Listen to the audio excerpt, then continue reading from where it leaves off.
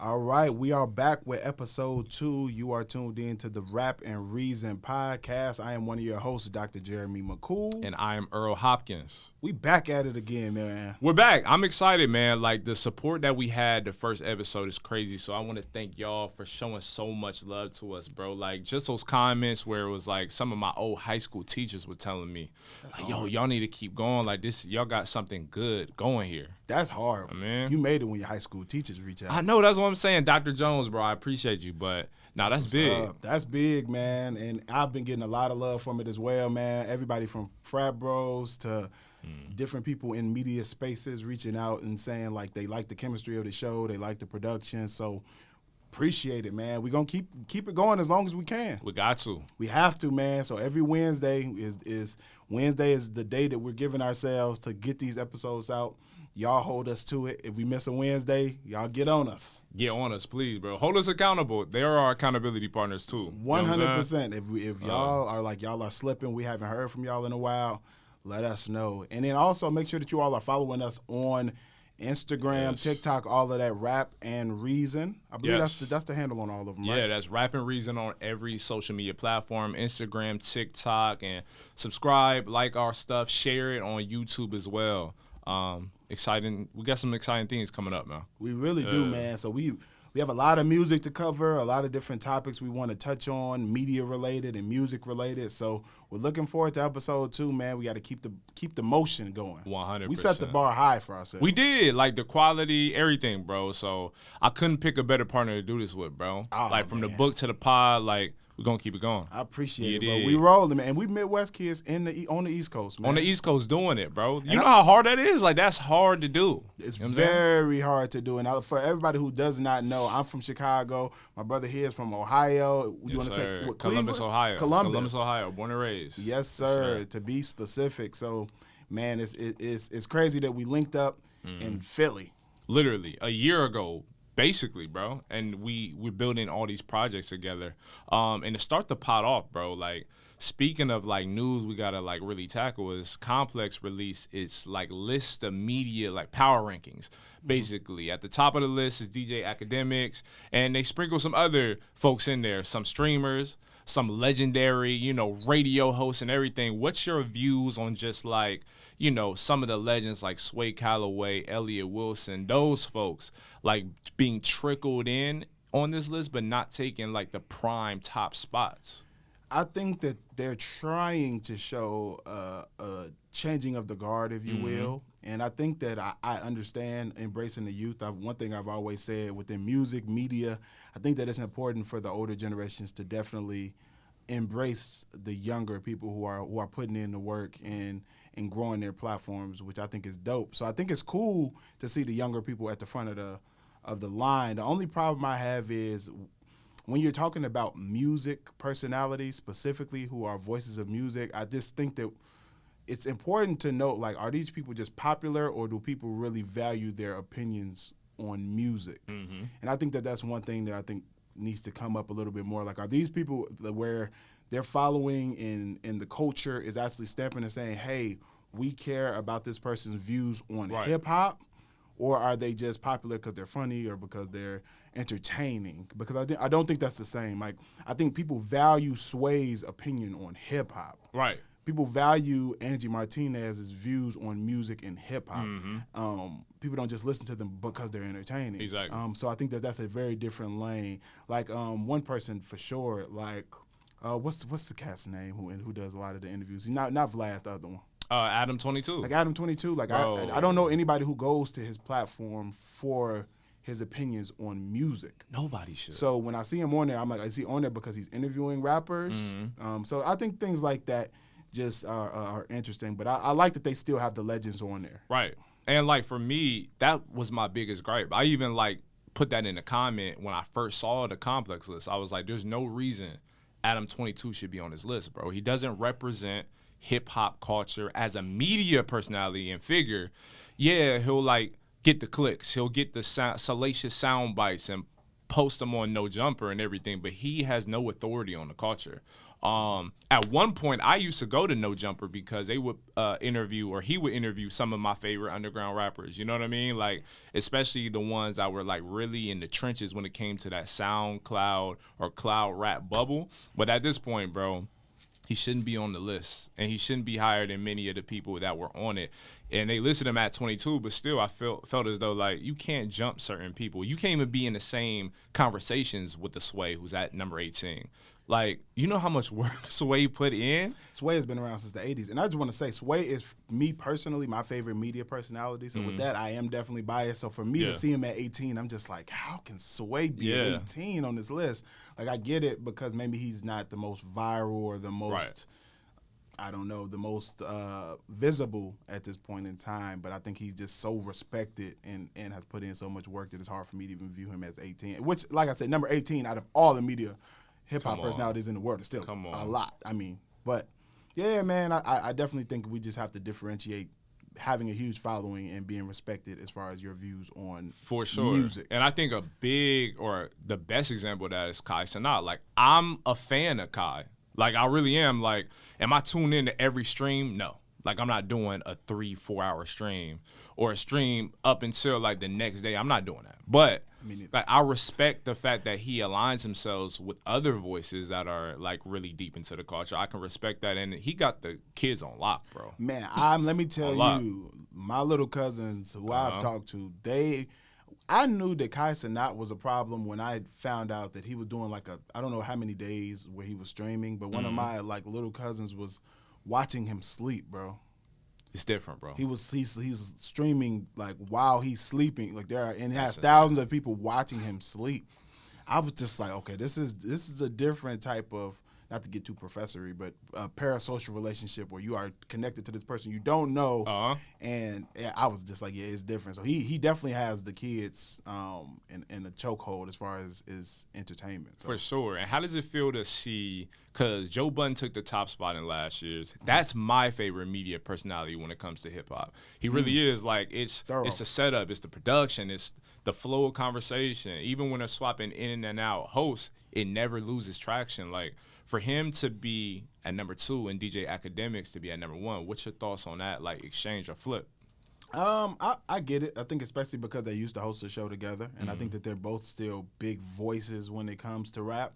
I get it, and I think that, you know, they probably didn't want to give Joe Budden it twice, and I think Joe Budden to me has the best produced.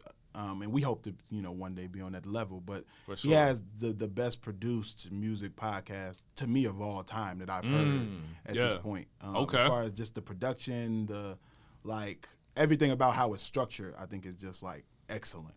So, and on that front, I get it. But, and for me, Academics, I think he put in a lot of work when it came to the Kendrick and Drake beef. And I think that like, he was the leading voice when it came to that. Like, everybody had to click to find out when the new song was releasing and all of that. So I think that played a big role in it. So I think it's just they both worked for Complex, so it's not like Complex. That is unbiased, interesting, isn't it? Yeah. So, I mean, come on. You know what I'm saying? I don't want to say it, but you know. But yeah. And speaking of which too, like, one thing about when I go to a Joe Budden or I go to, like, other sources that are reputable, like a Bootleg Kev, I love Bootleg Kev too. Like, you can tell just from listening to them that they're really, again, just have a command on what's coming, what's new, what's fresh, what works, what doesn't within music, hip hop specifically. So when it comes to, like, we had this conversation before we hopped on the pod, just our favorite West Coast artists. Like, for you, like, I know you're a big La Russell fan. 100%. Who else comes to mind? Yo, man, look, La Russell, first of all, I just want to give La Russell his props. I've watched his rise as an independent artist, and I think it's something that's very it's just amazing to see somebody who's carving their own lane and even doing his marketing a way that I've never seen before. Yeah. And I think that the Bay Area, man, right now just has a movement. And that's one thing that during the Kendrick's Pop-Out concert that I was even saying at the moment, I was like, man, I know they have E40 narrating this, but I wanted to see more Bay artists up there. I did too. And because a lot of the Bay artists are probably my favorite West Coast acts right now. So I'll say like Larry June being one of them. For sure. Larry June has made it, man. He is like the middle ground for the music me and my girl both like. Like For real. if I'm in the car, like that's the middle ground. Like that's Yo. where it's like it's smooth enough for her to still vibe to it. It's Yeah. like the lyrics are what I like. So it's like it's a good middle ground, man. Larry Jones just makes some real smooth music. So Larry June and Lil Russell are probably my favorite out of the West Coast at the moment. What about you? No, it's though I would say Larry for me is top mark. Like I seen him, I paid to see him perform, and I'm like, bro, this matches from the vibe to the visuals to like the actual in person, vibe and just environment and everything, just everything, bro. I love Larry. I feel like he's a total package because he not only like embodies some of the messaging he says in the music, but you can just lay back, open your sunroof and play like Water My Plants, like, and drive down 76. Like, it's just perfect. It's like, player music, man. You know what I mean? It's player music. And it's funny that you say it's like the middle ground. I remember being in Austin, living there for like a year. And Ashley, she took an Uber. Uber driver asked her, like, yo, what do you want to listen to? You got the aux. She said Larry June. Bro. Right, that was her request. He turned around and looked at her like, bro, what? Like, there's no way you made this decision independently because my girl, she Ariana Grande, you know what I mean? Like, country, she listens to country. So the fact that, like, she's even in tune with Larry says a lot about, like, his influence and just, like, how you can vibe out to it. And he chops up a lot of, like, old school samples, man. For sure. That of old R&B and some funk songs. And it's just very chill music, but he still is rapping and, like, he's talking stuff that a lot of us can relate to. So exactly. I think it's smooth, man. I definitely I like that we both give Larry June that spot, man. I would have loved to see him come out at the Kendrick concert. Yeah, I would have. I don't know if it would fit the vibe, though. Because, like, for me, Larry is, like, he's just so different from many of the artists that were on there. But, again, Tyler, the Creator, came out. And YG and Tyler, come on. Like, two different audiences completely. So I think they could have fit him in. They could have fit him in. I think Larry June would have mixed in better. For sure. Yeah, I think they could have slid him in there, man. But yeah, man, the West Coast, I definitely think the Bay Area has a movement going on right now that is, like, undeniable. And Larry June is also independent. So it's cool to see these artists who are independent really pushing the needle and touring, and even Lil Russell offering up, like, the ability for fans to own percentages in his music, and it's cool to see. And Larry June, who's built this huge, like, merch line, like I see his merch everywhere, of people wearing his merch. So, like, it's great for music. For sure. And he got people eating oranges, bro. Like, eating healthy. And smoothies, bro. And promoting smoothies. Yes, and bike runs. Bro. Like, you know what I'm saying? Like, hard. He's dope. And on that note, too, like, so we talked about our favorite West Coast artists. I want to bring it back to, like, our home region, the Midwest, bro, for this Eminem. So we got one of our legends drop an album recently, The Death of Slim Shady, right? Death of Slim Shady. What's your thoughts on the project, bro? I'm a little indifferent. I'm not going to lie. I like how you making me go first, I know, man. bro. You're trying to see how far I'm going to go with this. Yeah, bro. So I'm going to start off with the pros. Okay. Okay, so let's get into the things I like about it. I am undeniably, like, when it comes to lyricism and, like, what we call the lyrical miracle spiritual, that type of rap where you're, like, the triple entendres and the double time rap. And I listen to battle rap, I mean, from URL and Smack to, like, I am a rap lyricist fan. So from that standpoint, Eminem's rapping abilities on this album top notch. Are insane. From the intro to the joint with JID, there's different joints on here where, I mean, Eminem is rapping at a level that is impressive on any standard. Incredible, of, like, the lyricism shown on this album is top notch. So that is the positive. The negative, I'll say, as far as the album goes, is I think it's a concept album, so it tells a story, which I think is fire. What's fire? One thing that I thought was awkward in the album to me is he keeps doing, on all of the songs, he keeps doing this thing where it's like, I'm going to say some offensive things, and, hey, they're going to cancel me because I'm saying this offensive thing. And then he'll do that on the next song, and then he'll do it on that. And it's like, all right, bro, like, just go in and say what you're going to say if it's offensive and let it rock, but don't keep on putting these disclaimers before everything offensive you say, because it takes away from the nature of this whole, like, 100%. I don't care persona that I think is supposed to be displayed here to be on brand. So I think that was the thing, is that he was just giving too many, like, I'm about to say something offensive. Right. And then says it, and then it's like, And I hope they don't cancel me because I'm saying something. It was Yeah. throwing me off. Yeah. So at the first time, I was like, okay, that's cool. But then, like, as he does that in numerous songs, I'm just like, all right, where we going with this? You know what I mean? Like, so that's my critique of the album. I thought that just got annoying listening to it after a while. Yeah. But there's definitely highlights on here. I think the joint with the joint about his daughter. Yeah. The one with Skylar Grey on the Temporary. Yeah, Skylar Grey. She bodied that too. Temporary. Oh man. Yeah, Temporary's fire. Beautiful song. I think that's a highlight. I think the intro is fire. I think the joint with JID goes crazy. Oh, he goes nuts. That's my favorite feature on the whole project. Mine too. And I think that JID is, man, look, JID is coming for that spot. For sure. And I think that people need to look at JID. JID is trying to put his hat in the ring on one of those top lists. So that's somebody I think that everybody should be on the lookout for. JID went in. There's a few songs on here that definitely stand out. But there's a lot of them that I won't be revisiting either. Not at all. I don't think I'll revisit this album in general, bro. I'm going to be honest. That's how I feel about it. Earl, okay. Disclaimer, I've never been. I'm probably not either, but go ahead. A massive Eminem. Well, I can't say that because there was a period in my life where of all projects, it was Relapse. Because, like, that's the time where I kind of got a better grip on what music I like, what I don't. Like, that was the early phase of my hip-hop fandom to an extent. So I was locked in on Relapse and then Recovery. So also you got in. I got in kind of late. Okay, so I see why you wouldn't. Yeah.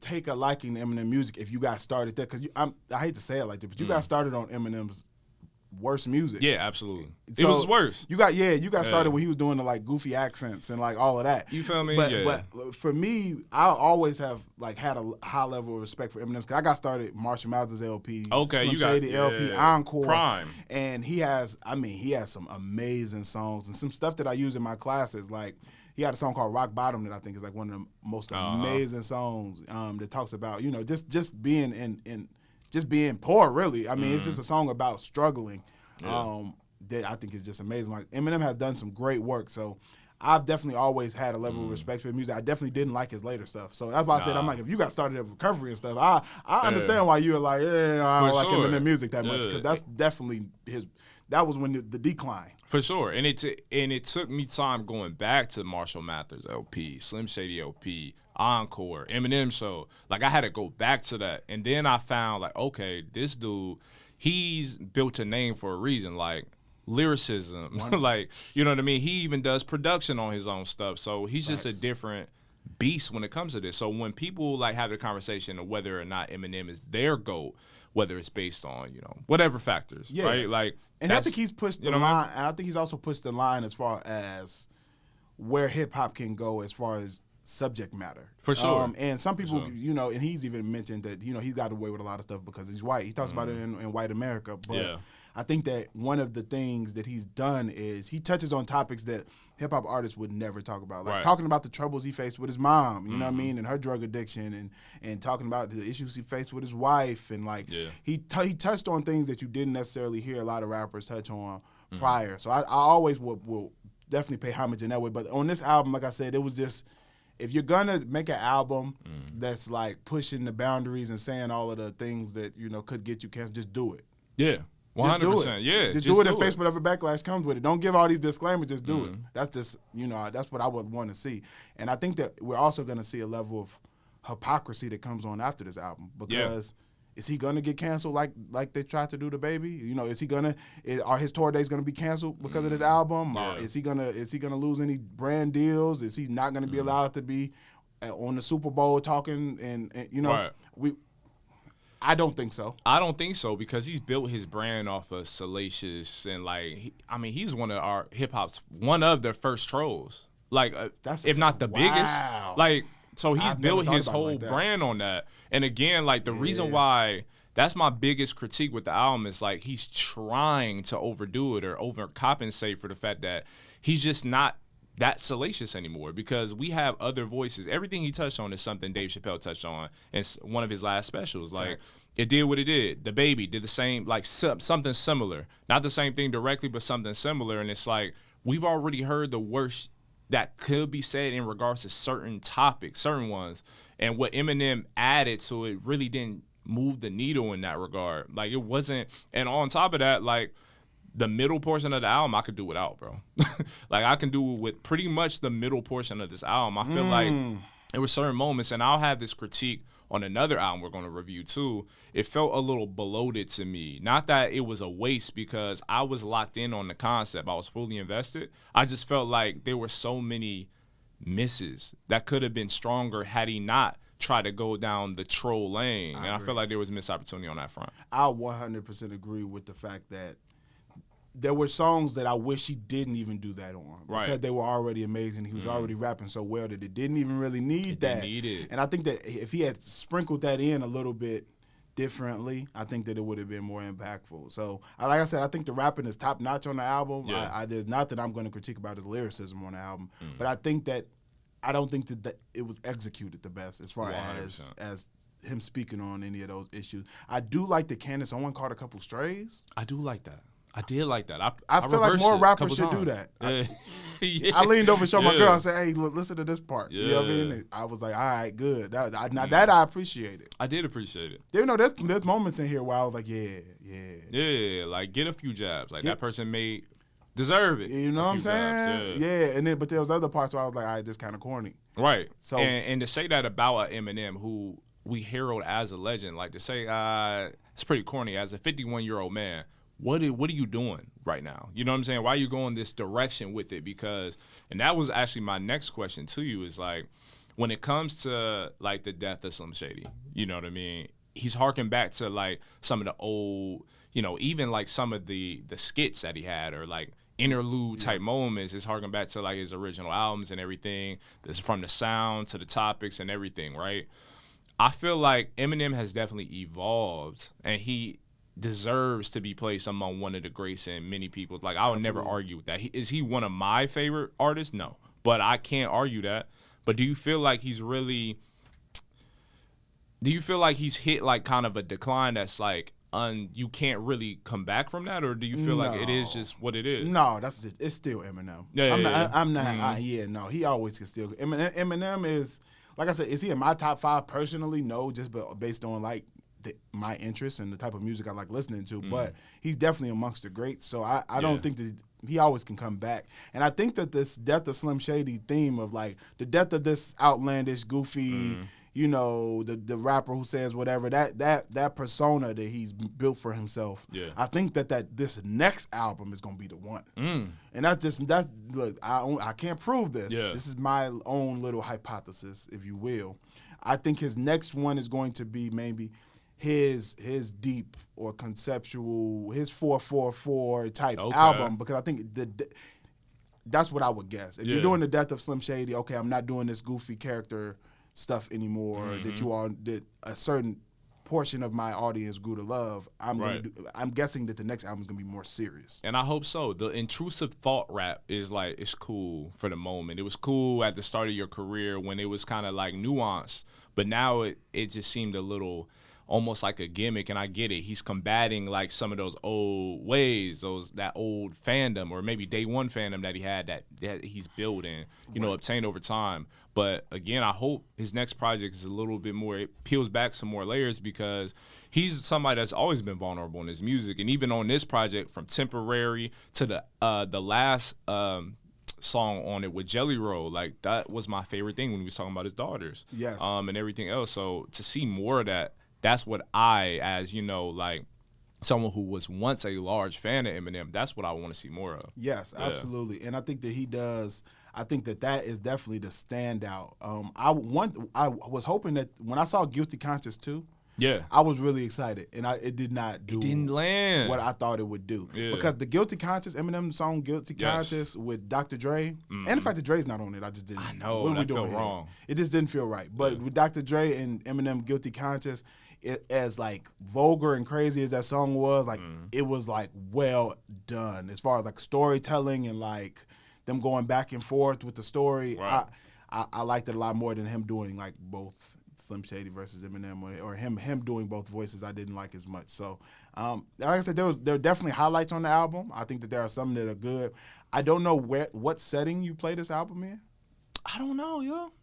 You know what I mean? Like, what headspace do you play this So I'm album, with you man? when I say I probably won't ever listen to it again. Yeah, I think that, you know, but I do think that there are good moments on it. And I think the joint with him and Big Sean and Baby Tron is hard. Yeah. I think they were rapping on it. Solid joint. So I think that I think there's moments on here that I really like, but yeah, and I think he came out strong in like songs like Renaissance. You know what I mean? Like, or what is it? Habitat or Habit. Oh. Like, I love those records. Habits. Habits with White was Gold. Like, I really rock with it. And again, he had moments. I'm being harsh, and it's only because I hold like someone like an Eminem to a higher standard.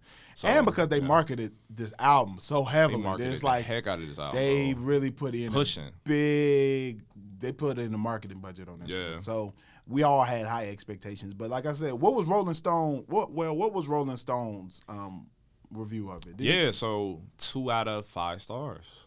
Would you agree with that? So if I had, I do. I don't even need a long explanation. I would put it like, for me, if I'm rating it out of 10, I'm putting it probably at like a 5. So reasonably, like, I think it was, because again, this is high standards. It's Eminem, bro. Like, this is one of our legends. So for me, it was just like kind of like middle of the road. Like, and I don't want to say that about like an Eminem album, especially with him being 50 plus years old. And I kind of envision him doing different things. But at the same time, you know, like, this is what true Eminem fans want to see from him. So, I mean. That is the truth. And I think that's what it also is. I think that he definitely provided some nostalgia for the fans of the Slim Shady persona. Yeah. And I think that people who like him for his more serious work or his more, I guess I'll say serious subject matter, I think that they're not going to necessarily like this. But I think those fans who liked him due to the Slim Shady LP where he's still doing the lyrical rap, but he's doing it about more goofy stuff, I think they'll appreciate this. For sure. Yeah, sure. I think he's feeding that base with this album. So the next thing we want to do is we have to take it to New York for our next album review. Earl, what we got next, man? Yeah, so this is a classic. I grew up listening to this album. I grew up a huge Dipset fan in particular, bro. Like, for whatever reason, I wanted to be from Harlem, from Columbus, bro, from my little desktop, you know what I mean, in East Columbus. But Cameron's Purple Haze, bro, it celebrated 20 years old. But I always go back to this album when I am in New York because it just takes me there, bro. A place I've never really been because I've never been a native, but I just feel the energy. You know what I'm saying? Let me tell you, man, that was an era. Like, fashion-wise, man, a nasty time for me. Yeah. I had a lot of skulls on. So, I mean, I had some big T-shirts with skulls on it. I remember having the belt wallet, the wallet belt, the big chain one with the skulls on it. It was a crazy time, man. Crazy. And I always gravitated to Joel Santana music heavily. I would say during that time, I know he was doing a lot of stuff with Wayne, with the I Can't Feel My Face stuff. And I always gravitated to his rap style a little bit more than Cameron's. And but Cameron has some joints I really like too. And Diplomatic Immunity was just a crazy classic album with all of them featured on it. So man, I'm definitely excited to get into this specific Cameron album. So off first listen, when you made it through there, what were your first thoughts? Yeah, so like the parts that I love about Cam, it was at one of its highest on this project. I can't say that like, you know, projects like, or songs like Down and Out, like produced by Ye, Take 'Em to Church, Dipset Forever, like those are among my top, you know, Cameron songs pretty much. So the fact that they packed on this album, great for me. Like, it takes me there. It takes me back to 2004, 03, whenever it was. But like towards the middle portion of the album, that's pretty much where I felt kind of similar to the Eminem project, where I felt like it was bloated. I just felt like it was too much there with little to take away from it because there's so many skits. There's a couple songs that's geared towards the ladies that didn't land for me. That's not my, you know, I'm not that demo. I get it. But like even sonically, I just didn't feel like it matched to the other, you know, ends of the project. And that's where it kind of lost me. But overall, this is a great album in and of itself because from the Heatmakers production to, you know, like just the Chipmunk samples and, you know, everything else, like it was really of the time. So I don't want to look at it too harshly because this is an early 2000s styled album, but I just felt like the middle, we could have did without like a large part of it. Yeah, and I would have to agree there. I definitely think there are some moments in here that I'm like, it's that some of the skits were a lot. It's like, okay, this is definitely skit heavy. But man, my favorite part on there are definitely Heatmaker's production and Kanye West productions. For sure. Definitely my favorite joints being the ones that stood out to me. Killer Cam being one I just love. I've always liked the song Killer Cam, produced by the Heatmakers, man. That's always been one of my go-tos. Down and Out, produced by Kanye West. Absolutely. You mentioned that one. Being one I also love. Dipset Forever is just crazy. Classic, bro. Classic Cameron. There were definitely some standout moments on here, but I would definitely say that it's definitely not my favorite Cameron album. Yeah, like where does this rank among your favorite Cam albums? Maybe two. Maybe two. I mean, we're not counting Diplomatic Immunity. Yeah, we can't that's a count Dipset that. album. And that would be like one of my favorite among all, like Joel's. Oh yeah, Jim, that's their pinnacle for all of You them. feel me? I would say after what was it, Coming Home? What's the one with Hey Ma? Come Home With Me. Yeah, with Old Boy, Hey Ma. Boy was man, that era was just crazy. Insane, bro. Yeah, that is the prime Cameron musically for me. And like I said, I always lean more towards Joel Santana sonically, mostly because Cameron just had like a slower rap style. Yeah. That never that really, double time flow. I don't know what you would call it though. Like, yeah, I'm not sure what you called it, but at the time that wasn't necessarily my ideal sound that I liked. But at the same time, he always had some hits I liked, man. And I remember I really had a new appreciation for Cameron after this was back when I worked in college radio. I got invited to go to Cameron's concert. He was a Sound Select concert by Red Bull in Chicago. And actually being able to see him live and see him doing all of the hits, I think that made me get a new appreciation for Cameron as an artist overall. And I think after that, I was like, okay, Cameron really has a lot of hits. He got a lot of hits. And a lot of songs that resonate well. And I always appreciated that he shouted out the Midwest often, man. He always showed love and shouted out Chicago. Always shouted out Ohio, your hometown. Always showed a lot of love, man. And so I definitely think Cameron is a staple in the culture. So I think that this album definitely embodies Cameron for sure. But I definitely don't think it's my favorite Cameron. And album. Even though it's not our favorite, arguably this is at its height musically. Because like when Purple Haze came out, bro, it was a moment. Yes, you know what I mean? for sure. Because of what Dipset, like what they had kind of going. They were on a roll, bro, and like for a time, they were my favorite act on Rockefeller, period. And that includes Hov for that time period, you know what I mean? So, yeah. Yeah, man, Dipset was a moment just culturally, man. For sure. That Dipset movement was different. Like I said, man, they had us wearing some crazy pink stuff. Cam had us wearing pink? Cam had us wearing pink. I had a big, nasty pink button-up shirt, man. I had no business, and I blame Jay-Z for this, too. We had no business wearing baggy button-down shirts. Was nasty. That's nasty, bro. Like 2XL, 3XL. I'm 150 pounds soaking wet at the time. With the pants to match. Oh, man, with the big baggy pants. With some Air Force Ones. Of course. It was a crazy time. Bro, I had an American flag do-rag, bro. Nasty. Nasty, bro. I had it. An no American waves. flag do-rag. A patriotic do-rag is insane. You feel me? That's what Dipset had us doing, man. And no waves? No waves with it. A do-rag actually with had no waves. Cornrows. Worse. I used to have braids too, so there's no judgment here. We had our moments. I had braids too, man. But I miss having braids. Do you? I do, man. Look, the waves was a moment.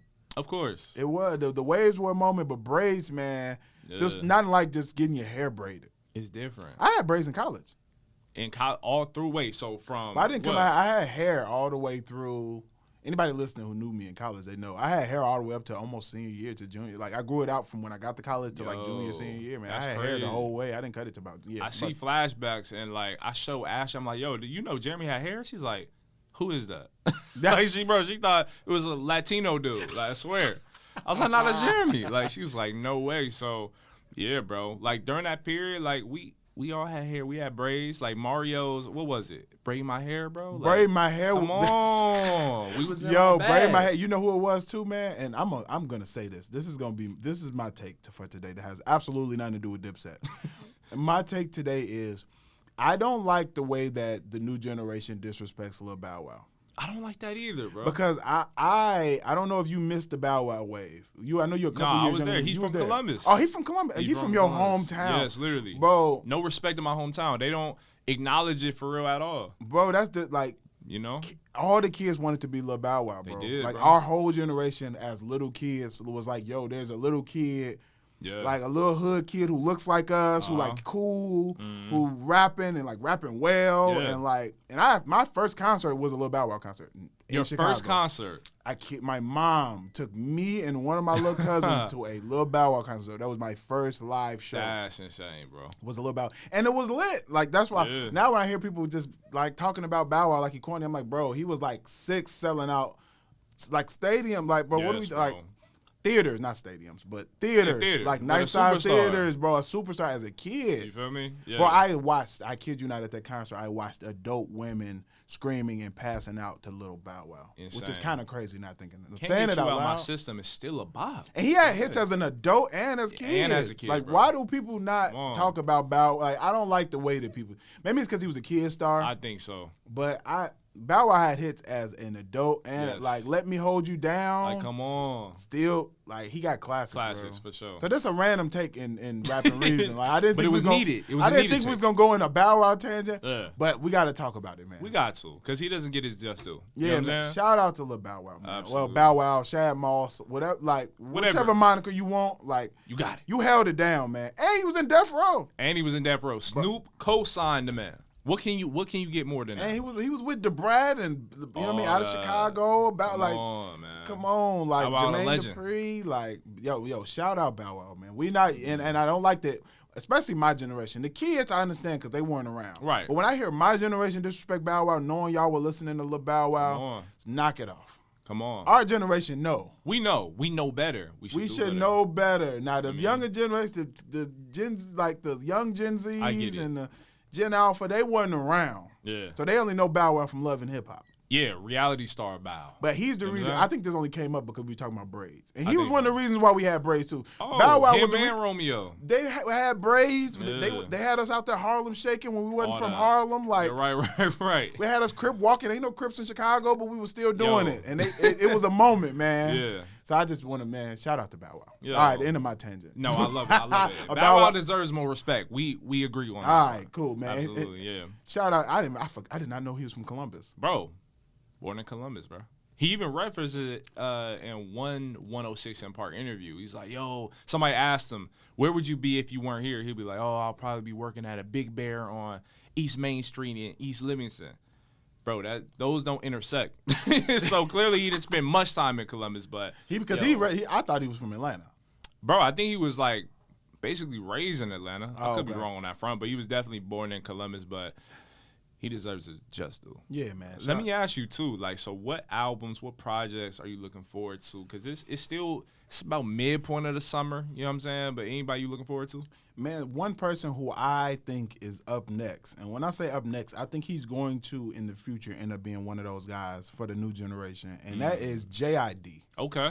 JID is hard, and I think he's been dope for a while, but I think people are finally now realizing, like, oh, he's a problem, and even him featured on this Eminem album we just reviewed. Yes. One of the standout verses from the album, like, and I think that he has the potential to be one of those next guys, one of those next Cole, Kendrick. I know it's early saying that. Yeah, and it's big. It's big to say that, but I think lyrically and talent-wise, I think he has the potential to be one of those next guys. So I definitely want a JID project. I think now there's enough eyes on him from this feature to other features he's done recently to the surround sound going viral and becoming a whole little TikTok movement based on that song. I think he has a lot of steam and momentum. So I really am looking forward to a new JID project. So that's one person that I definitely want to shout out. Who are you looking forward to? I'm looking forward to Denzel Curry. So I got a chance to interview him for the Recording Academy. Bro, like I said, he's an alien when it comes to music. Like he's able to harness different flows, and he harks back to that, like, because I didn't grow up listening to 90s Memphis rap, and he takes notes from all of those things, you know what I mean? And even he's from Miami, so Trick Daddy's a big influence, you know what I mean? So the way he's able to combine that with Houston, you know what I mean, rap from the early 2000s to, or even the DJ Screw era, like, bro has crazy talent. I got a preview of the album. I can't spill the beans on nothing, but just know, like, it's like one of them type of projects. Okay, I need to tap in with Denzel Curry. I've heard songs here and there, but I haven't listened to a project. What's the project you would recommend to me as somebody who has heard Denzel Curry? What's the project I should go listen to get like a a sense of who he is as an artist? Is that a project or is it just songs? I would say listen to Taboo. Like I would say Taboo, okay. listen to Taboo, get a sense of like, cause he was still like, cause that was some years ago at this point. But I think like you get a good sense of his capabilities for sure, just off that project alone. I'm sure somebody like will say another project, maybe some earlier from his mixtape days, Okay. Or even when he was in Raider Clan. But I would say Taboo is like a good starting point. Okay, for sure. I'm gonna check Taboo out, and then because when you said reminiscent of old Memphis rap, man, look, let me tell you, I was blessed to have older cousins. Shout out to my cousin Niecy who just got married. I literally came from her wedding today. Crazy. Shout out to her, man. You know, her and some of my other older cousins, man, they were always playing a lot of that old Memphis, that Project Path, that 3-6 Mafia. Yeah.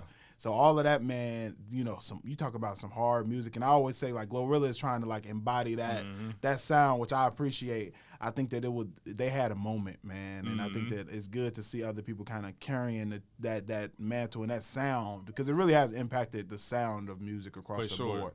So yeah, shout out to Memphis too. Yes, sir, man. And look, episode 2. Episode 2 is in the books, bro. This is another solid entry, bro. Another solid one, bro. Mm-hmm. We had some good. I don't know how we got to talking about Bow Wow. I don't know, but I'm glad it's in there. I feel like the title of this episode should be Bow Wow is underrated. Yeah, it should be something in that realm, something bro. Bow Wow related, man. Gotta be. Catch people off guard. Yeah. Yo. They're gonna think we talking about Bow Wow for the whole episode. Yeah, but I love it though. Bro, solid, man. Everybody, make sure y'all are following Rap and Reason. Yes. Rap and Reason is the Instagram, TikTok, everything? Yes, everything. All socials, Rap and Reason. Tap in with us, bro. We got some more fire takes ahead. We got some more Bow Wow content if that's a draw for you. If that's what y'all want, yeah, we got review. What was the fire Bow Wow album when he was a kid? What was it? Ooh. Something Dog. What was it? It was the one when he was coming like out of like. Yeah. It wasn't Beware the Dog or something. Beware the Dog. Was that it? Yeah. If y'all want us to review, look. Bro, I'll do it. We'll review a Bow Wow album, and we'll like make y'all put some respect on his name, because his album was decent. It was decent, and I think he had a Cleveland Browns jersey on. I could be totally wrong, but I think so. So it hits different when it's like an Ohio connect. Like I'm always going, you know what I'm saying? Like you got to, bro. Come on. You got to, man. So look. Follow us, and then you can follow our own Instagram pages as well. Mine is Dr. Jeremy C. McCool. Earl, Earl Hopkins, simple. Yep, at Earl Hopkins, man. Follow us, tap in with us, man, and we appreciate y'all continuing to listen, man. And we'll keep dropping. Our goal is to drop every Wednesday, man. And if you notice that we don't, hold us accountable. Hit us up, like, where y'all at? And we'll show up. Yes, sir. Rap and Reason, man. Signing out. Rap and Reason podcast with Dr. Jeremy C. McCool and Earl Hopkins.